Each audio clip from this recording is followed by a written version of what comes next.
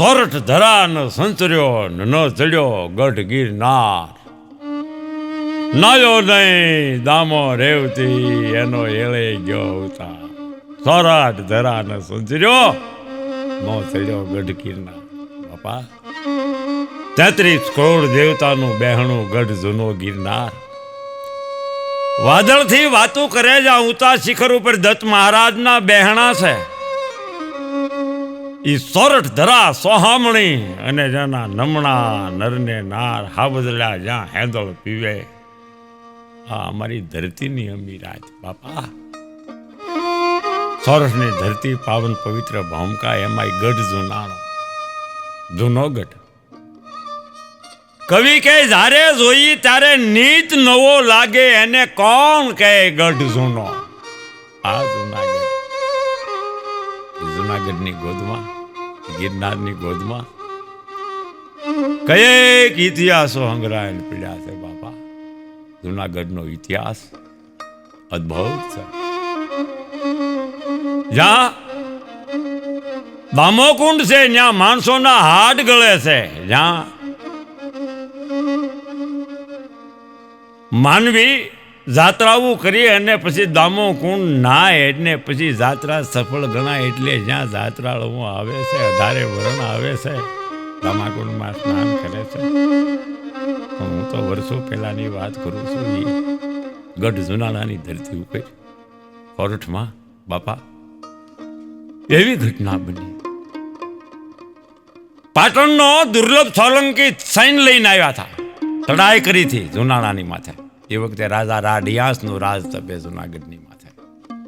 પવિત્ર ગંગાજળિયો રાજા મહાપુરુષ. આવા રાજાને માથે આફત આવી કાંઈ ખબર નહીં અને ચડાઈ કરી હતી દુર્લભ સોલંકીએ. પોતે અજાણ હતા. વાત એમ હતી દુર્લભ સોલંકીની જનેતા 4 ધામની જાત્રા કરીને આવ્યા હતા. હારે પોતાનો સંઘ હતો. પછી દામાકુંડમાં ના એટલે જાત્રા સફળ ગણાય એટલે પોતે સ્નાન કરવા જતા હતા. દામાકુંડનો દાણી એનો ઇજારો આપી દીધેલો એ વખતે રાજા રાડિયાસનું રાજ. દામાકુંડના દાણીએ ના પાડી ના કર દીધા વિના કોઈ આંગળી બોલતા નહીં કુંડમાં. માણસો કોઈ સ્નાન કરવા દેતા નથી. સોલંકી મહારાણીને ખબર પડી દુર્લભ સોલંકીની જનેતાને. આ તો દુર્લભ સોલંકી પાટણનો રાજા, ગુજરાતનો રાજા, સોરઠના રાજા, બધા રાજા એના ખંડિયા રાજા હતા. એનો મોટેરો રાજા એની જનેતા સંઘ લઈને આવી હતી. અને દામાકુંડમાં નો નાય સ્નાન ન કરે તો જાત્રા અફળ જાય. માતાજીને ખબર પડી એટલે જુનાગઢના દાણીને દામાકુંડના દાણીને કહે છે કે ભાઈ તું અમારા દાણ ન હોય, હું તો ગુજરાતની જનેતા છું. સોલંકી મહારાણી દુર્લભ સોલંકીની જનેતા. એ જૈન વણિક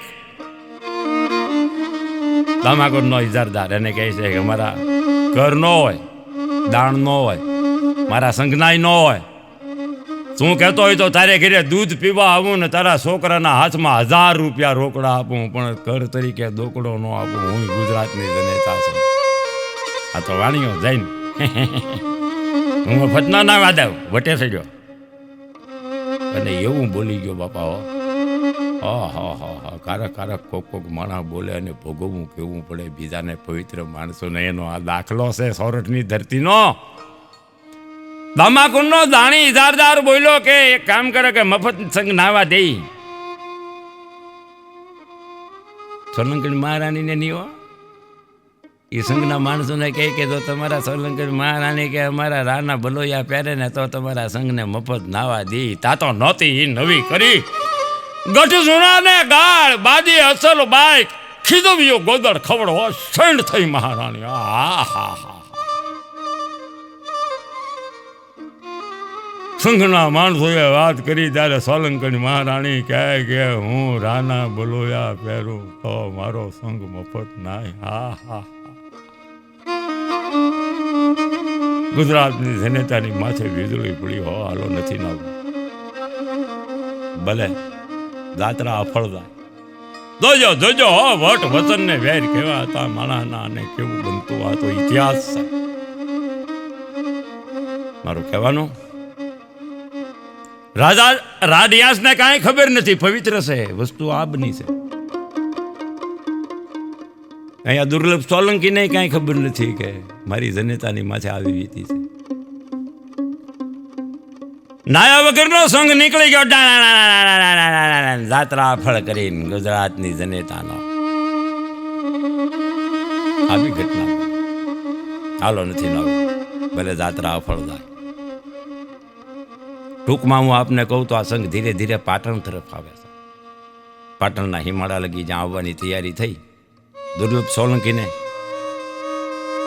સીમાડાના સિપાહીઓ ખબર દીધા કે માતાજી જાત્રા કરીને હાલ્યા આવતા લાગે એવા હાર દેખાય છે.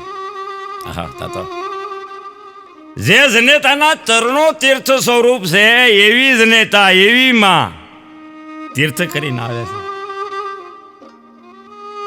તો માના હમિયા થાય. મારે માની હમે હિમડા સુધી જવું પડે. દુર્લભ સોલંકી માઈ માં બીજા વગડાના વાહ જનેતા છે માં છે. રાજા દુર્લભ સોલંકી રાજમાં તૈયારી કરાવે છે. વધાઈના વાદા વાગે છે. મારી માં જાત્રા કરીને આવે છે પણ આ વાતને કાંઈ ખબર નથી કે જાત્રા અફળ કરીને માં આવે છે. સંઘ હાલો આવે છે સીમાડે અને અહીંયા દુર્લભ સોલંકી માની હમા આવે છે. હરખ થાય ને ગાલો મારી માની હમો જાવ વધામણી. પણ માતાજીએ કેવું કરેલું. દુર્લભ સોલંકીના જનેતાએ પોતાની વેલ હાલી આવતી હતી. સોમસામ બધા સૈનિકો જે કાંઈ રક્ષકો હતા એ ઘોડે સવારો સંઘના માણસો હાલ્યા આવતા હતા. સોમસામ વાતાવરણ વગડો ભીનતો ચીમાડે. દુર્લભ સોલંકી જોવે છે સંઘ હાલ્યો આવે છે પણ સુમસામ રથ હાલ્યો આવે. માતાજીએ શું કીધેલું રથની કનાચો બંધ કરાવી દીધી. પડદા આડા હોય ને રેલમાં બેઠેલા બે બાજુ ઘોડેસવાર રક્ષકો સિપાહીઓ બધી કનાચો સારે કરતી પડદા બંધ કરાવી નાખ્યા અને કહી દીધું ઘોડેસવારોને સિપાહીઓને જોજો આ પડદા બંધ કર્યા ને હું મારો દીકરો મારું મોઢું ન જોઈ શકે. આવી બીના બની માય આવા પણ લઈ જાઓ મારે મારા દીકરાનું મોઢું નથી દેખાડવું. હું રાના બોલોયા પહેરું તૈયાર મારો સંઘ મફત નાય. હા હા હા કાંઈ વિધિના વિધાન એવા. દુર્લભ સોલંકી ઘોડું વેલની પડખે આવવા દે છે. રથની કનાચું બંધ છે પડદા બંધ છે. માતાજી પણ અવળું ફરીને બેઠા છે જનેતા. વેલડું હાલ્યું જાય. દુર્લભ સોલંકી હાથ જોડે છે કે માં હું તો આપના દર્શન કરવા હિમડા સુધી આપના હામિયા કરવા હામો આવ્યો છું અને આપ આમ કેમ માફ કરજો.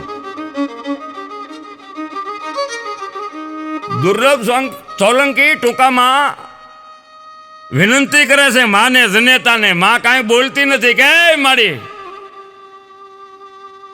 જવાબ તો જો હે જનેતા. ત્યારે સોલંકી મહારાણી બોલ્યા બેટા મારે તને મોઢું ન દેખાડી શકાય. મારે તારી ફરજ કરવી પડે લાજ કાઢવી પડે સમજો. રાજા દુર્લભ સોલંકી સમ સમ સમ સમ સમ માતા કોઠાની મેલપા અગ્નિ લાગી હો બાપા. આમ તો હાડ હાડ હાડ હાડ. એ માં આ હું બોલો છો ક્યાંય સાંભળ્યું દુનિયાની મેલપા ક્યાંય જનેતા દીકરાની લાજ કાઢે મારી? હા બેટા મારે તારી લાજ કરવી પડે ફરજ કરવી પડે કારણ કે તું દુર્લભ સોલંકી પાટણનો રાજા. હા હા તારા આ બધા સૌરઠના ખંડિયા રાજા હે એમાં જુનાગઢનો રાડિયા છે તારો ખંડિયો કે બીજું કોઈ? તો કે હા. તો કે જો હું એના બોલોયા પહેરું તો તું એનો મોટેરો થતો મારે તારી લાજ ન કાઢવી પડે. હા હા હા હા હા. જનેતાના આવા વેણ સાંભળીને રાજા દુર્લભ સોલંકીની માથે વીજળી પડ્યો. જોજો બાપા બે વાતમાં કોઈને કાંઈ ખબર નથી. દુર્લભ સોલંકીએ નાન્યા માના રથ પાસે પ્રતિજ્ઞા કરી. માં હવે ચડે ઘોડે જૂનાગઢ લઉં તેદી પાટણનું પાણી પીવું. ચડે ઘોડે જૂનાગઢ લઉં તેદી પાટણમાં પગ દઉં. મારી ચડે ઘોડે જૂનાગઢ ન લઉં ત્યાં લગી પલંગે પથારી ન કરું. માં ભોંય પથારી કરી અને હા બેલમાળી જ્યાં લગી જૂનોગઢ જીતીને ઘીરે ન કરું ને માં ત્યાં સુધી હું દુર્લભ સોલંકી તારો દીકરો દાનમાં ધૂળ નાખીને ખાય આવી પ્રતિજ્ઞા છેવટની કરી રાજા દુર્લભ સોલંકી. ટૂંકમાં કહું તો પછી રાજા દુર્લભ સોલંકી પાટણમાં ગયા નહીં. હિમાલય રહીને કટક તૈયાર કર્યું, દળાય ને પાંદડે જેમ મકરાણનો પાડ ફાટ્યો ને ટીડા નીકળે એમ હથિયાર પડિયાર તોપો સાઈન લઈને જુનાગઢ. મારે આપને કહેવાનું જુનાગઢને તેથી ઘેરો ગાલી દીધો. 12 વર્ષ લગી સૈન્ય પડી રહ્યું તોય કાંકરી હલ્લી નહીં. જૂનો જુગ 4 નો આમ જો 33 કરોડ દેવતાનું વહેણું જુનાગઢ જીતાતો નથી. 12 વર્ષના વાણા વાયા બોલ્યું ફરાતું નથી. પછી એમાંય બહુ મજાનો પ્રસંગ બન્યો. સુમલદેવ પરમારને કુખે નવઘણનો જન્મ ચોથી બરોબર 6 મહિનાનો ચોથો જોશીએ જોયા હતા કે આ 6 મહિનાનો થાય ને એટલે રાડિયા સને માથાનું દાન કરે, એના બાપનું મોત થાય. બેન હાથ આપલ્યા. દુશ્મન એટલે રાજા દુર્લભ સોલંકીનો ચારણ બીજલ ભાણ એવું જંતર વગાડતો કે બીજન બેન વગાડે તો પાણીના ધોરિયાની નદીઓ થંભી જાય, વાયુ વાતા બંધ થઈ જાય, પંખે કલરવ કરતા બંધ થઈ જાય. આવું આ બે બેન બધા. દુર્લભ સોલંકીને ખબર હતી રા સંગીતનો શોખીન છે. હવે તો કોઈ ચારણ એને રીઝવે અને માગ એમ કે એને માગવામાં એનું માથું માગી લે તો જૂનાગઢ જીતાય ને તો રાજના દરવાજા ઉઘડે, બાકી તો આ નહીં જીતાય. મારું કહેવાનું બીજલ ભાણને મનાવી રાજા દુર્લભ સોલંકીએ 12 વર્ષ થઈ ગયા હતા. પોતે બોલ્યા હતા એવું. આ બીજલ ભાણ દુર્લભ સોલંકીને કહે છે કે હે રાજા, હું તારો ચારણ, તારો રાજ કવિ અને ચારણ છું. હવે થોક્યો ગળાય નહીં એટલે કર્યા વગર છૂટકોય નથી, પણ જગદંબા મને માફ કરે, હું જાઉં. રાજના દરવાજા તો બંધ છે. જગતમાં કહેવત રહી જાય કે માથાના માગનારે હતા અને માથાના દેનારે હતા. બાકી તો રાજા દુર્લભ સોલંકી આ 33 કરોડ દેવતાનું બહેણું છે. આ કોઈ દી જીતાય નહીં. પણ રા દયાળુ છે. હું બેન વગાડું એટલે રામ મને માથો આપે, પણ એની પાસે ભોગવું એ મારી પાસે ઉપાય છે. હવે ભગવતી મને માફ કરે, હું તો પાપ કરવા જાઉં છું ગંગા જળિયા રાજાનું માથું માગવા. મારું કહેવાનું બીજલ ભાન ગિરનારની ખાઈઓની માથે લાકડા ગોઠવીને બરોબર જ્યાં રાના મહેલની જે એમ કહેવાય છે કે જે અટારી કહેવાય એની બારી પડતી ઝરૂખાની એની હેઠે રાતના આવ્યા અધરાતે. એ મજાની પૂનમની રાત છે, ચંદ્રમાના તેજવા.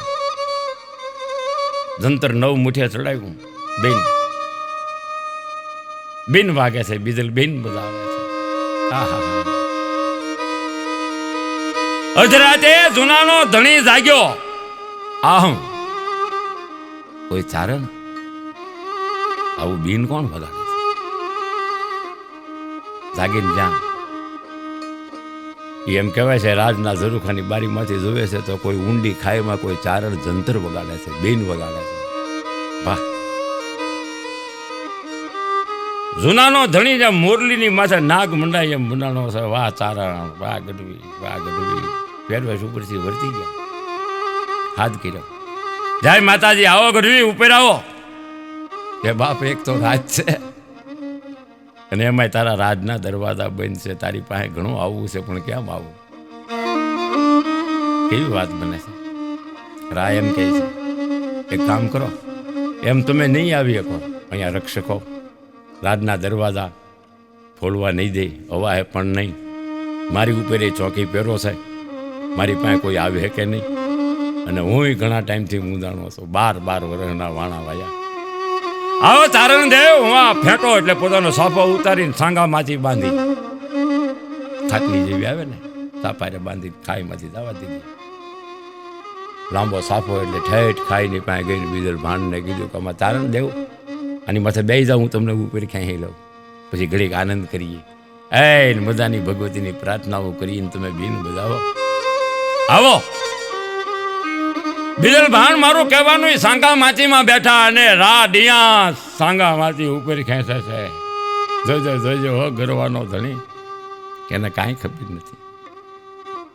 પોતાના માથાનો માગતર એને પોતે ગંગા જળિયો રા ડિયાસ ઉપર ખેંચે છે પોતાની પાસે. પણ ચારણજા અડધેક પલ્લે આવી ગયો છે. ગઢવી પોતે મનમાં વિચાર કરે છે, દેવી પુત્ર કેવો પવિત્ર રાજા, હું તો એનું માથું માગવા આવ્યો છું. કેવો દયાળુ રાજા, આનું કેમ આની પાસે ખોટું કેમ બોલાય? હા શું કહી દઉં? જોજો જોજો પહેલાના માણસો કેવા હતા, પહેલાના રાજા એવા હતા. માગો એવું આપતા. અડધેક પલે બીજલ ભાણ પહોંચ્યા એટલે પોતે હાચું બોલ્યા. ઓહો પવિત્ર ચારણ શું કહે છે? હે રાજા, હે જુનાના ધણી, દોર વઢી દે ડિયાસ. હે રાજા દોર વઢી દે, વાઢી નાખ. દોર વઢી દે ડિયાસ, ન દે મથો મંગણ હાર કે. કિરાત કેર કરે કરોડ વિઘન આ કીર્તિ ને. હે રાજા રાડિયાસ, હું તારા માથાનો માગતર છું, હું તારું માથું માગવા આવું છું. મફત નહીં, બેન બજાવીને તને રાજી કરીને, પણ હું તારા માથાનો માગતર છું. રાજા દોરને વાઢી દે, તને મારવા કરતા હું મરી રહ્યા. દોર વઢી દે ડિયાસ. ચારણના મુખમાંથી આવા શબ્દો પડ્યા.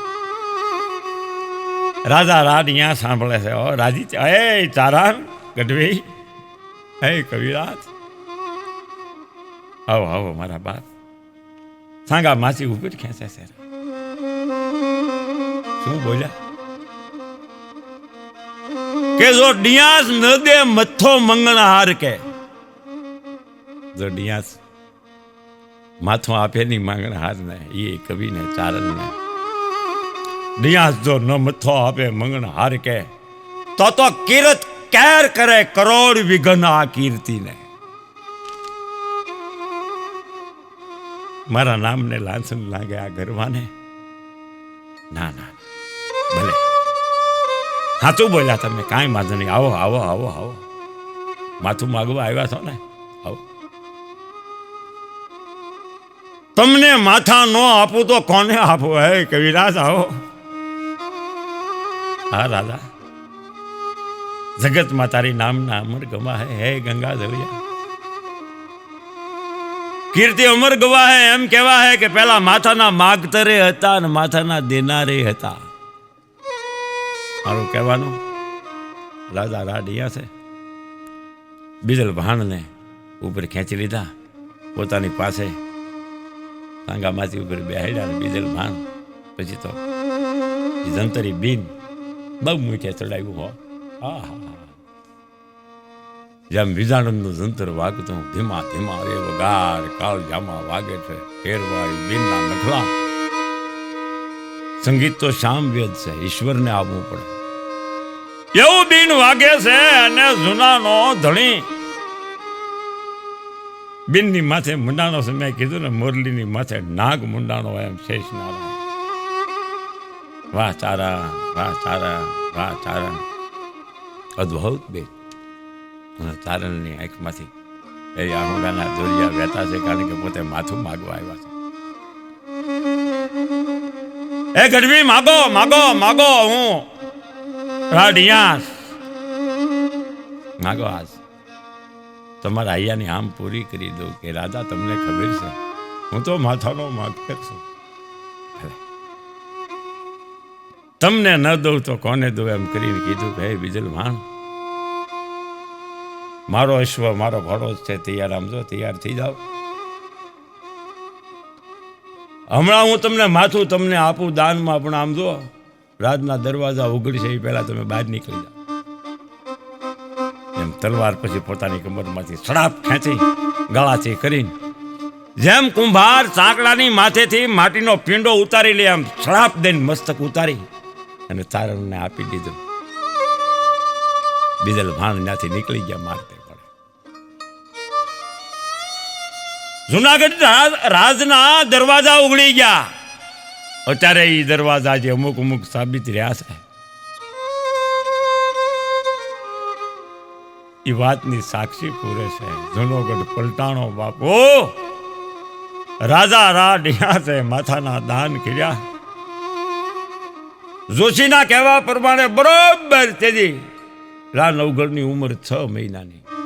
સુમલદેવ પરમારને ખોડિયારે દીધો હતો ને, 9 વર્ષે નામે પાડ્યું હતું નવગણ. સુમલદેવ પરમાર બીજી 22 રાણીઓ એટલે 23 રાણીઓ રાણી. જુનાગઢ પાલટ્યો.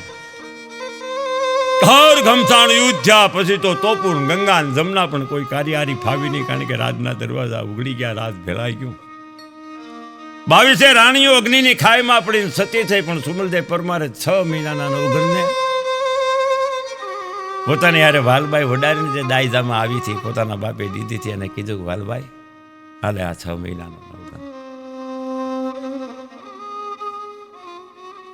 જા જા જા જા. વાલબાઈ અને આડીદર પોડીદર પંથકની માલપા મારો જીભનો માનેલ છે, દેવાત બોદર. આમ તો આહિર છે, આહિર જીવો છે, અહીં આશરો નહીં બેન. નકર આ સોલંકી એને નહીં મૂકે, આમ જો એને મારી નાખશે. રાનો વંશ નહીં રહેવા દે, રાનો દીવો જગતો રાખો, એ વાલબાઈ તારા હાથમાં છે. મારે રાને હવે છેટા પડશે. વાલબાઈ વડારેને એ 6 મહિનાના નવઘણને લીધો, એક હુંડલો લીધો, માલમાં નવઘણને મૂક્યો, માથે રૂનો પોલ મૂક્યો. સુમલદેવ પરમાર એ પણ અગ્નિની ખાઈમાં પડીને સતી થયા. મારું કહેવાનું પછી હરઠા તણો લિયો હુબો, હરઠ તણો લિયો હુબો. હરઠા તણો એટલે હરઠ તણો, હાલી કહેતા હરી હરી રાજમાંથી નીકળે છે. પણ ઓર ગમતાણ યુદ્ધ એમાં રાજના સિપાયો પછી આડા અવળા ગોતે, એને ખબર હતી એક રાજકુંવર છે, બસ રાનો વંશ નથી રહેવા દેવો. વાલભાઈ વડારે લપાતી છુપાતી રાજમાંથી બહાર નીકળે છે. બરોબર એમાં એક ભીમડો રખેહર પોતાની માથે મેલું લઈને, હાથમાં હામણો લઈને વચિંતાનો મળે છે. બેન વાલભાઈ તારી માથે હુંડલો? તો ભાઈ બોલમાં, તને ખબર તો છે, પણ બેન તું ક્યાં ભાગા? તો કે હું ભાગી, કે મારો તો ભગવાન જેવો ધણી ના. ભાઈ રખેહર ભીમડા તને કોઈ કાંઈ નહીં કરે, તું રખેહર છે, તારી માથે કોઈ હાથ ન ઉપાડે, કારણ કે તારી માથે આ ટોપલા, તું તો માવતર છો. નાના હોય તે જનેતા છે ને, એ માવતરી આપણા મળમૂત્ર ધોવે, અને મોટા થયા પછી તમે અમારા માવતર. આહા, એક કામ કરી ભાઈ, આ ટોપલામાં છે ને નવઘણ, એને તારા ટોપલામાં મૂકી દે, કોઈને વેમ નહીં આવે. પણ હું જો લઈને અહીંથી નીકળીને જો કોઈ જોઈ જાય ને, તો જ્યાં બાદલ ત્યાં બીજલી. રાનો વંશ નહીં. ભાઈ એક કામ કર, મને જુનાગઢની બાર હિમાળા ઉપર મૂકી જાય, જુનાગઢ બાર કાઢી જાય, પછી હું મારા ભાઈ. ભલે બેન. દત્ત મહારાજ ગુરુદત્ત ભગવાન લાજ રાખશે. લાઈ બેન, અમારી માથે તો મળમૂત્રના હુંડા હોય, જૂનાનો ધણી મારી માથે ક્યાંથી? કઈ ફિકર કરીમાં બેન. મારું કહેવાનું 6 મહિનાના નવઘણને એ રકે હેરે ટોપલામાં મૂક્યો, હુંડામાં મૂક્યો, માથા પર લઈ હાથમાં હાવણો. વાલબાઈ ગુપત રસ્તે થઈને નીકળી ગઈ, કારણ કે વડારે નથી ને, અને બધી ખબર હતી. કોઈ ખબર ન પડી. જુનાગઢના બાર હિમાળાજીને ઊભી રહી. ભીમડો રાજમાંથી બહાર નીકળે છે, એની ઉપર કોઈ વેમ ન કર્યો. હવે બધું હાથ વગું કરવામાં હતા સોલંકીઓ. ભીમડો નીકળી ગયો. મારું કહેવાનું જ્યાં હિમાડે વાલબાઈ હતા બાર જોઈ રહ્યા હતા. આવ્યો ભીમડો, મળ્યો વાલબાઈ. લે બેન, મારું કામ મેં અહીંયા પૂરું કર્યું. વાલબાઈ કહે છે, વાહ મારા ભાઈ, મારા વીર, બોલ મારી પાસે તો કાંઈ છે નહીં. જો કદાચ તારે રાજ હોત ને તો હું સુમલદેવ પરમારની વડારણ સૌ તને હું ધરવી દઉં. તું કાંઈક એવું કામ કરતો દ્રવ્યથી, હું તને શું આપું? ભીમડો મનમાં વિચાર કરે છે, કાંઈ બોલતો નથી. શું કહું? જોજો કારક કારક નાના સમાજમાં એવા પવિત્ર માણસો, એવા પુરુષો, એવી સ્ત્રીઓ જન્મ લે છે કે આજે સુધી માણસો એને યાદ કરે છે. એની કરણી, એની ભાવના કેવી હોય છે એનો આ દાખલો છે. એના જીવ કેવા પવિત્ર હોય, કેવી સમર્થિ બેઠી હતી કે એક તો હું મનમાં એવો સંશય થાય, જાતનો રકેહર વણકર તરીક મારી જાતિ એવી કહેવાય નીતિ, પોતે મનમાં સમજે છે. વાલબાઈ કહે છે કે બોલ ભાઈ, કાંઈ જોવે છે? હું વિચાર કરશો, હું જોવે છે? વાલબાઈને એમ કે કાંઈક એને જોતું લાગે, લોભ હોય ને.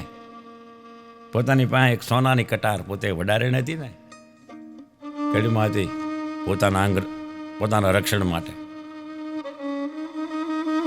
કે ભીમડા, એક કામ કરી ભાઈ, હું તને હું આપી શકું, પણ એક લે આ હો કટાર છે હોનાની, આ મૂઠ મઢેલી, તારી ભૂખ ભાંગી જાય મારા વીર, લે હું તને આ ભેટમાં આપું. ભીમડો મનમાં વિચાર કરે છે કે હા, આ બરાબર થાય, બહુ સારું. નક્કી કરી લીધું, બસ હવે ન રહેવાય. આ કટાર લઈ અને કેવું નક્કી કર્યું, કટાર જ્યાં વાલબા આપે છે એને એમ કે બસ આનો લોભ હશે, અને આપી દીધી. લે ભાઈ, તો આ કટાર એમ કરીને જા. કટાર આપીને ભીમડાએ હાથમાં લીધી, હોય ઝાટકીને પોતાના શરીરમાં મારી આમ તો છાતીની મેલમાં આંતરડાનો લોસો બહાર નીકળી ગયો, લોહીના ફવારા ઉડ્યા.